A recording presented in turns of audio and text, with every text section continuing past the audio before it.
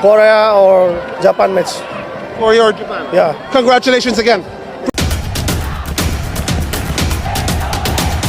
Equalises for Indonesia. What a sensational move that was by Team Garuda.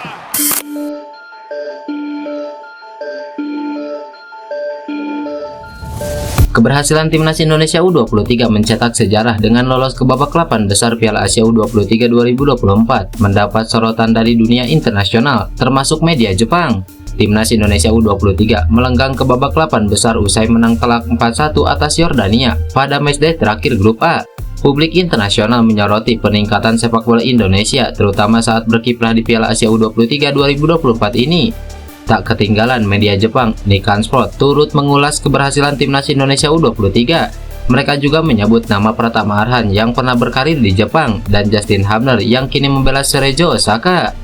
Indonesia yang pertama kali bermain mengalahkan Jordan 4-1 dan melaju ke final turnamen sebagai runner-up grup A di bawah asuhan pelatih Sintayong. Gaya bertahan yang solid dan menyerang cepat telah tersebar luas. Pelempar jauh Arhan yang bermain untuk Tokyo Verdy dari tahun 2022 hingga 2023 dan Hubner yang baru bermain bersama Cerezo Osaka juga bermain sebagai starter penuh.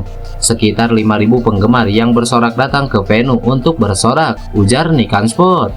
Menariknya, Jepang U23 akan berjumpa dengan Korea U23 dalam penentuan juara grup B Senin malam. Keduanya sama-sama sudah mengoleksi 6 poin setelah sebelumnya mengalahkan Uni Emirat Arab dan Cina. Timnas Indonesia U23 sendiri sebenarnya berstatus sebagai tim kuda hitam di Piala Asia U23 sebab mereka merupakan satu-satunya tim yang menjalani debut dalam turnamen tersebut. Ditambah lagi grup A terhitung berat karena harus bersaing dengan Qatar, Yordania, dan Australia.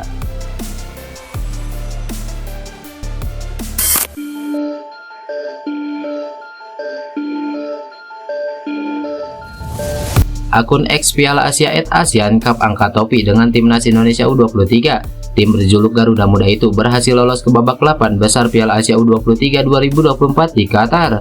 Seperti yang diketahui, timnas Indonesia U23 berlabel anak baru di Piala Asia U23 sejak turnamen itu digelar 6 kali pada 2012. Garuda Muda baru bermain di putaran final sekali pada edisi tahun ini.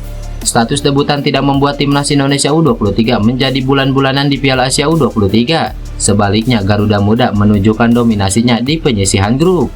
Timnas Indonesia U23 debutan dan perempat final bersejarah, tulis @ASEAN Cup pada Senin kemarin. Tergabung di grup A Piala Asia U23, timnas Indonesia U23 hanya kalah sekali. Garuda Muda takluk 0-2 secara kontroversial dari timnas Qatar U23 yang notabene tuan rumah. Sisanya timnas Indonesia U23 mampu bangkit. Rizky Ridho dan kawan-kawan sukses meraih kemenangan bersejarah atas timnas Australia U23.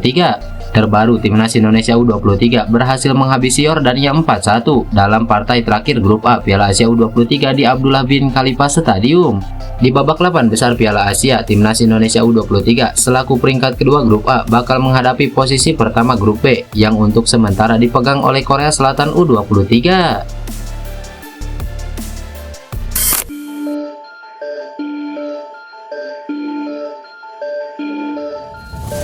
Nathan Jo resmi meninggalkan timnas Indonesia U23 di Piala Asia U23. Hal ini sesuai dengan kesepakatan PSSI dengan klub sebelumnya. Nathan Jo meninggalkan timnas Indonesia U23 seiring kelolosan Garuda Muda ke babak 8 besar Piala Asia U23. Timnas U23 memastikan satu tempat ke babak penyisihan setelah menang atas Yordania. Anggota Komite Eksekutif PSSI Arya Sinulinga menyebut bahwa cabutnya Nathan adalah kesepakatan bersama. Sang pemain tidak dilepas lama-lama oleh klubnya di luar agenda FIFA. Memang kemarin kami lobi klubnya Nathan dan dari hasil lobi tersebut awalnya mereka berat betul melepas Nathan. Pak Ketum minta langsung minimal sampai lolos 8 besar karena target awal kita di sana dan Pak Ketum usaha betul supaya Nathan ini bisa main sampai target yang sudah ditargetkan Pak Ketum ke Sintayong, ujar Arya Sinulinga. Sadar Piala Asia U23 di luar agenda FIFA, PSSI akhirnya membuat kesepakatan dengan Heerenveen, yakni meminta Nathan Jo dilepas selama sepekan saja selama timnas U23 bertanding di fase grup. Makanya Pak Ketum upaya betul ke klubnya Nathan untuk lobby bisa bermain. Awalnya mereka gak mau melepas karena bukan agenda FIFA.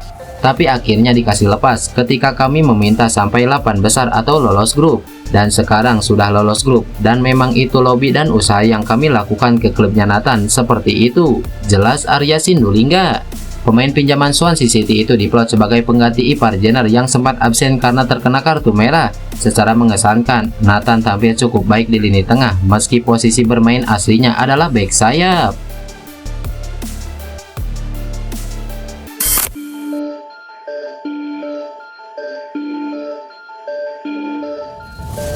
Pengamat sepak bola tanah air Justinus Laksana atau yang akrab dipanggil Coach Justin memberikan sindiran pedas kepada sosok yang mengkritik timnas Indonesia di bawah asuhan pelatih Sintayong. Hal itu disampaikan Coach Justin dalam siaran langsung di kanal YouTube miliknya saat timnas Indonesia U23 menghadapi Yordania. Coach Justin secara tegas menyebut pihak yang menganggap kinerja Sintayong tak bagus bersama timnas Indonesia adalah orang-orang yang tak mengerti sepak bola. Dia menyampaikan komentar itu saat timnas Indonesia U23 sudah unggul 4-1 atas Yordania. Gila, gua gak ngerti yang bilang Sintayong itu jelek. Gak paham gue, asli mereka gak ngerti bola. Sesimpel itu, ujar Coach Justin. Komentar Coach Justin memang tidak secara spesifik menyebut nama tertentu, tetapi melihat dinamika ke belakang, pengamat sepak bola Tommy Welly alias Bung Toel dianggap warganet merupakan salah satu orang yang tengah disindir.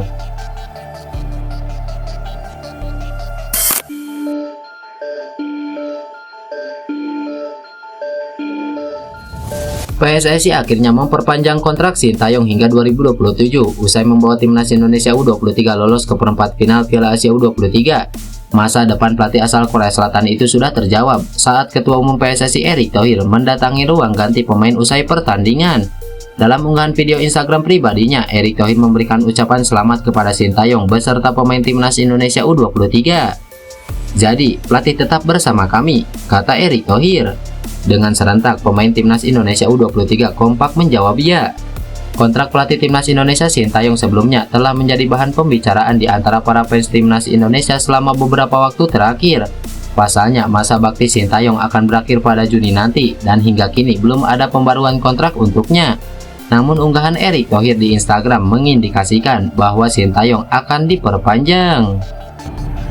Hola, gue tadi lihat berkeliaran di sosmed gue bahwa ada videonya Erick Thohir di ruang ganti timnas dan beliau mengatakan, Erick, apakah Sintayong akan tetap bersama kita? Terus pemain teriak-teriak semua dan mereka berpelukan. Jadi gue ambil kesimpulan bahwa kontrak Sintayong akan diperpanjang. Terima kasih Pak Erick. Ini gue rasa keputusan yang sangat tepat karena kita lolos grup bukan karena kebetulan, karena gue jatuh dari langit, kartu merah untuk lawan, enggak, benar-benar berdasarkan performa kita yang luar biasa. Jadi sekali lagi terima kasih Pak Erick Thohir untuk memperpanjang kontrak Sintayong tanpa kita harus menjadi juara di Olimpiade.